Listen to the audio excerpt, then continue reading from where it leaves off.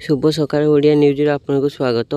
आज 23 नवेम्बर शनिवार नहीं आसती आपण किसी गुरुत्वपूर्ण खबर। यदि वीडियोटी भल लगे लाइक शेयर कमेंट कर चैनल टी सब्सक्राइब करंतु। मिसमैच जोगु अकाउंट को जाई पारिनी सुभद्रा टंका। राज्य सरकार सुभद्रा योजनार आसंता डिसेम्बर मास पहिला सुधा 1 कोटी महिला हिताधिकारी आर्थिक सहायता पाइबे बोली उपमुख्यमंत्री प्रभाती परिड़ा कहिसेंती। गणमाध्यम के सूचना दे श्रीमती परिड़ा कहिसेंती आसंता रविवार सुधा आउ 20 लाख महिला हिताधिकारी को सुभद्रा योजनार अर्थराशि प्रदान कराजिबो। तेबे सुभद्रा आवेदन बेले आपण देइछिबा मोबाइल नंबर रे एकाधिक अकाउंट लिंक अछि कि गोटे मोबाइल नंबर रे अधिक अकाउंट लिंक थिले देखाउथि मिसमैच। सेथिपई बाद पड़िपर आपणक आवेदन।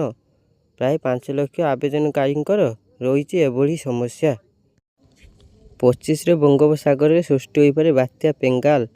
भारतीय पाणीपाग विभाग बंगोपसागर पई एक नूतन घूर्णिबलय सतर्क सूचना जारी करिसंती। कुआ जाइछि नवेम्बर 23 रे दक्षिण पूर्व बंगोपसागर रे एक निम्नचाप अंचल सृष्टि होइपारे। सुमात्रा उपकूल दक्षिण अंडमान सागर निकटरे एक घूर्णिबलय जोगु आगामी दिन में तमिलनाडु एवं आंध्र प्रदेशर दक्षिण राज्य प्रबल वर्षा हेबार संभावना रही। तेबे 24 तारिख अवपात परिणत हेबो। या 25 तारिख डीप डिप्रेशन किंबा बात्या परिणत हेबार संभावना रही। बात्या सृष्टि ने यार ना रहिबो पेंगाल। क्रमतः उत्तर पश्चिम दिगକୁ गति करिवो। ओडिशार 500 नुआ सहर को उड़िबो विमान। नुआ निवेश पई खोलिबो द्वार। ओडिशार नुआ नुआ गंतव्य स्थल को उड़िबो विमान। देश विदेशर प्रमुख सहर सह जोड़ी हेबो ओडिशा। नुआ बजार नुआ निवेश पई खोलिबो द्वार। नुआ उड़ान रे आगु को उड़ी चलिबो विकसित ओडिशार स्वप्न। प्रथम पर्याय 5 स्थान को चलाचल करिबो विमान। नुआ वर्षरु हेबो एयार शुभारंभ। बिजू पट्टनायक विमान बंदर निर्देशक प्रशांत प्रधान यही सूचना देइचंती। जनवरी देश विदेशर प्रमुख सहर को ओडिशारू सीधासळख उड़िबो विमान। भुवनेश्वर एवं झारसुगुड़ारू नुआ सहर को जोड़ी हेबो विमान सेवा। इस्राएल हमास युद्ध मृत्यु संख्या 44,000 टपिला।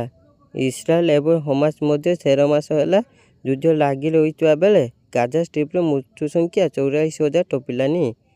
गाजा स्वास्थ्य मंत्रालय पक्षर यही सूचना दि जाइए। मृतकों मध्य केते जन हमास आतंकवादी एवं केते साधारण नागरिक अच्छा ता जनापड़ी नहीं। तेबे मृत महिला और छोट पिला संख्या अत्याधिक रही। अन्य पक्षर इस्राएल 17,000 ऊर्ध्व आतंकवादी हत्या करिथिबा दाबी करिथिबा बेले एने कौनसी प्रमाण देखाई पारि नहीं। भारत विरोध में नुआ षड्यंत्र रचुची मालद्वीप। मालद्वीप सरकार आदेश पुणी थरे सेठारे किसी भारतीयों चिंता बढ़ाई देइछि। भारत ठारू उपहार रे मिलिथिबा डॉर्नियर एवं हेलिकॉप्टर को उड़ाउथिबा कर्मचारी परिचय सार्वजनिक हेबार आशंका रही। मालद्वीपर सूचना कमिशनर कार्यालय प्रतिरक्षा मंत्रालय को निर्देश देइछि जे उपहार रे मिलिथिबा विमान चलाउथिबा भारतीय सैनिकों बदल में साधारण नागरिकों सविशेष तथ्य सार्वजनिक करने को निर्देश दि जाइछि। नौसेना जहाज सह पिटिला माछधरा बोट। मझी समुद्र में घटिला भयंकर दुर्घटना। भारतीय नौसेना जहाज सह पिटिला माछधरा बोट गोवा समुद्र कूलर 70 किमी समुद्र मझे गत सन्धार एपरी अघटन घटिथिबा जना जाइछि। गोवार उत्तर पश्चिम समुद्र में गतकाली सन्धार भारतीय नौसेनार एक जहाज जाउथिला। उक्त समय समुद्र थिबा एक माछधरा बोट सह जहाजटी पिटी हेला। फल बोटटी छिन्नछत्र हो जाइथिबा बेले सेथिरे थिबा 13 जन पानी रे खसी पड़िथिले। अलगा हेबे धनुष और ऐश्वर्या। 27 रे शुणानी। व्यक्तिगत जीवन को नहीं ऐश्वर्या रजनीकांत एवं धनुष चर्चा रही। निकटरे दुए चेन्नईर फैमिली कोर्ट रे हाजर होइतिले। 2022 मसीह सोशल मीडिया रे अलगा हेबा नहीं घोषणा करिया पर एही दंपति छाड़पत्र पई आवेदन करितिले। छाड़पत्र मामलार शुनानी करिଥିବା विचारपति एही मामलार परवर्ती शुनानी नवेम्बर 27 रे धार्य करिसंती। चूड़ाন্ত निष्पत्ति मध्य एही तारिख दिया जिबार संभावना रही। शत्रु देश को चेक देव रोबोटिक डग। प्रतिकूल परिस्थिति रे युद्ध करने को सक्षम। अत्याधुनिक युद्ध पर प्रस्तुत होउछि भारत। शत्रु देश को चेक देव रोबोटिक डग। ଭାରତୀୟ ସୀମାକୁ ଏଣିକି ଜଗିବେ ରୋବୋଟିକ୍ ଯବାନଙ୍କ ସହ ଏହି robotic multi utility leg equipment ମୁତୟନ ହେବେ। ଏମାନେ ଯେକୌଣସି ବି ପ୍ରତିକୂଳ ପରିସ୍ଥିତିରେ ଯୁଦ୍ଧ କରିବାକୁ ପ୍ରସ୍ତୁତ। ଉଚ୍ଚ ପାହାଡ଼ ଚଢ଼ିବାଠାରୁ ଆରମ୍ଭ କରି ଗଭୀର ଜଳରାଶିରେ ବସି କାମ କରିପାରିବେ। ଏମାନଙ୍କୁ 10 କିଲୋମିଟର ଦୂରରୁ ପରିଚାଳନା କରାଯାଇପାରିବ। 1 ଘଣ୍ଟା ଚାର୍ଜ କଲେ ଏହି ରୋବୋଟିକ୍ ଡଗ୍ ଗୁଡ଼ିକ ଲଗାତାର 10 ଘଣ୍ଟା ପର୍ଯ୍ୟନ୍ତ କାମ କରିପାରିବେ। ସୁନ୍ଦରଗଡ଼ କରମୁଣ୍ଡି ଯାଯାବର ଗଣହତ୍ୟା ମାମଲା 7 ଜଣଙ୍କୁ ଗିରଫ କଲା ପୋଲିସ। ସୁନ୍ଦରଗଡ଼ ପୋଲିସକୁ ବଡ଼ ସଫଳତା। ସୁନ୍ଦରଗଡ଼ କରମୁଣ୍ଡି ଯାଯାବର ଗଣହତ୍ୟା ମାମଲାରେ 7 ଜଣ ଅଭିଯୁକ୍ତଙ୍କୁ ଧରିଲା ପୋଲିସ। ଦୀର୍ଘ 24 ଦିନ ପରେ ଅଭିଯୁକ୍ତଙ୍କୁ ଧରିବାରେ ସଫଳ ହୋଇଛି ପୋଲିସ। ମହାରାଷ୍ଟ୍ର ଓ କର୍ଣ୍ଣାଟକ ଅଞ୍ଚଳରୁ 7 ଜଣଙ୍କୁ ଧରିବାରେ ପୁଲିସ ସକ୍ଷମ ହୋଇଛି। ସୂଚନାଯୋଗ୍ୟ, ଗତ 29 ତାରିଖରେ ସଦର ଥାନା କରମୁଣ୍ଡି ଗୀତପଡ଼ା ଏକ ପଡ଼ିଆରେ ଦୁଇ ଯାଯାବର ଗୋଷ୍ଠୀ ମଧ୍ୟରେ ହୋଇଥିଲା ରକ୍ତା ସଂଘର୍ଷ। ସୀମାରେ ବଡ଼ ସଫଳତା। ସିଙ୍ଗଲ ସଟ୍ ରାଇଫଲ ସମେତ ମାଓ ସାମଗ୍ରୀ ଜବତ। ଛତ୍ରଭଙ୍ଗ ଦେଲା Naxal.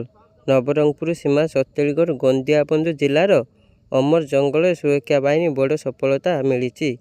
DRG cobra 2007, Odisha SOG ଏବଂ ସିଆର୍ପିଏଫର ମିଳିତ ଦଳ ସର୍ଚ୍ଚ ଅପରେସନ୍ କରିଥିଲେ। ନକ୍ସଲ କ୍ୟାମ୍ପ ଉପରେ ଚଢ଼ଉ କରି ରାଇଫଲ, ନକ୍ସଲ ସାହିତ୍ୟ ଏବଂ ଅନ୍ୟାନ୍ୟ ସାମଗ୍ରୀ ଜବତ ହୋଇଛି। ତଳମୁହାଁ ରହିଛି ପାରଦ। ରାଜ୍ୟରେ ଶୀତର ଲହରୀ ଜାରି। ରାଜ୍ୟରେ ତଳମୁହାଁ ରହିଛି ପାରଦ। ଦକ୍ଷିଣ ଅଭ୍ୟନ୍ତରୀଣ ଓଡ଼ିଶାରେ ଶୀତଳ ଲହରୀ ଜାରି ରହିଛି। କନ୍ଧମାଳକୁ ଛୁଇଁଛି ଶୀତ। ଫୁଲବାଣୀରେ ତାପମାତ୍ରା ହ୍ରାସ ପାଇଛି। ସକାଳ କୁହୁଡ଼ିର ମାତ୍ରା କମ୍ ଥିବା ବେଳେ ଶୀତ ଅନୁଭୂତ ହେଉଛି। ଲୋକେ ଶୀତରୁ ରକ୍ଷା ପାଇବାକୁ ଗ୍ରାମାଞ୍ଚଳର ଲୋକେ ନିଆଁ ପୋଉଛନ୍ତି। ଆଗକୁ ଆହୁରି 2ରୁ 3 ଡିଗ୍ରୀ ସେଲସିୟସ୍ ପର୍ଯ୍ୟନ୍ତ ତାପମାତ୍ରା କମିପାରେ ବୋଲି ପାଣିପାଗ କେନ୍ଦ୍ର ଆକଳନ କରିଛି।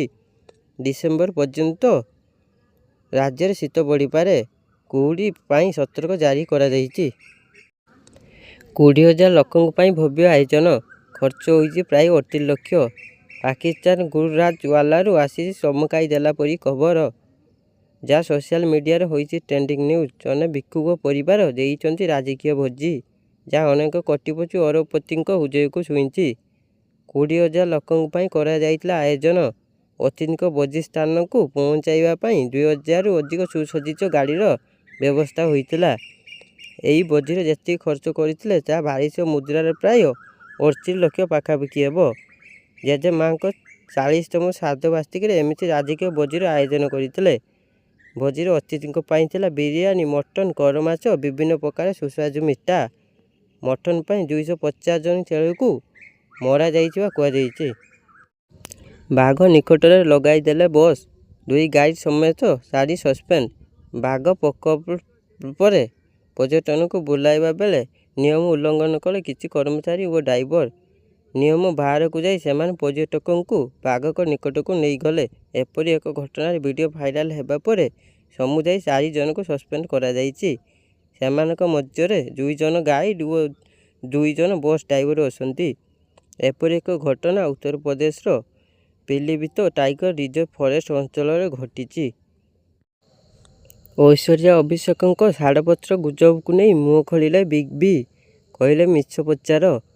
ଐଶ୍ୱର୍ଯ୍ୟା ଏବଂ ଅଭିଷେକ ସେମାନଙ୍କ ଛାଡ଼ପତ୍ର ଖବରକୁ ନେଇ ଦୀର୍ଘ ଦିନ ଧରି ଚର୍ଚ୍ଚାରେ ଥିଲେ। ଅନେକ ରିପୋର୍ଟରେ ଦାବି କରାଯାଇଥିଲା ଯେ ସେମାନଙ୍କ ସମ୍ପର୍କ ଖରାପ ହୋଇଯାଇଛି। ଦୀର୍ଘ ଦିନ ଧରି ଉଭୟଙ୍କୁ ଏକାଠି ଦେଖିବାକୁ ମିଳିନଥିଲା। ଗତକାଲି ଐଶ୍ୱର୍ଯ୍ୟା ଝିଅ ଆରାଧ୍ୟା ବଚ୍ଚନଙ୍କ ଜନ୍ମଦିନ ସେଲିବ୍ରେସନ୍ କରିଥିଲେ। ଏହି ସମୟରେ ଅଭିଷେକ ତାଙ୍କ ସହ ନଜର ଆସିନଥିଲେ। ସତ ଘୋଷଣା କ'ଣ? ଦର୍ଶକ ଦ୍ୱନ୍ଦ୍ୱରେ ଅଛନ୍ତି। ଏବେ ଶେଷରେ ଅମିତାଭ ବଚ୍ଚନ ନିଜ ପୁଅ ଏବଂ ବୋଉଙ୍କ ଛାଡ଼ପତ୍ର ଗୁଜବ ଉପରେ ପ୍ରତିକ୍ରିୟା ଦେଇଛନ୍ତି।